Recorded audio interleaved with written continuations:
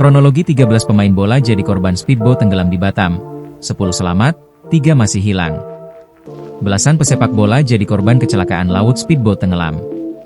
Peristiwa tersebut terjadi di perairan Sepah Pulau Setokok, Bulang, Kota Batam, Kepulauan Riau, Rabu, 25 Juni 2025, lalu. Speedboat yang tenggelam tersebut mengangkut para pemain bola yang akan bertanding ke Pulau Setokok. Setidaknya ada 13 pemain bola yang jadi korban speedboat tenggelam tersebut. Dari 13 korban, 10 pesepak bola ditemukan selamat dan 3 masih dalam pencarian. Dilansir dari Tribun Batam, tenggelamnya speedboat yang mengangkut para pemain bola tersebut diduga akibat overkapasitas.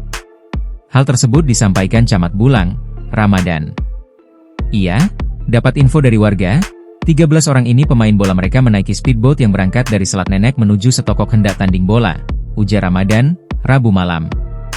Mereka pakai speedboat yang kecil, maksimal itu kan 5-6 orang, dan dugaan over kapasitas kapal itu tenggelam di perairan Sepah, tambahnya. Peristiwa tenggelamnya kapal pompong di perairan Selat Nenek, Kecamatan Bulang, Batam, nyaris memakan korban jiwa. Sebanyak 13 pemuda dari Pulau Nenek yang hendak mengikuti turnamen sepak bola di Pulau Setokok menjadi penumpang kapal tersebut. Kapal dilaporkan karam akibat dihantam gelombang pada Rabu sore, 25 Juni 2025. Hingga malam pukul 21.03 WIB, Kepala Basarnas Batam Dedius memastikan 10 orang telah ditemukan dalam keadaan selamat.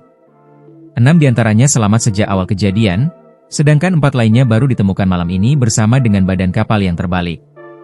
Mereka bertahan di laut selama berjam-jam dengan cara berpegangan pada boat. Ditemukan mengapung bersama kapal di perairan Selat Nenek, kata Dedius saat dihubungi.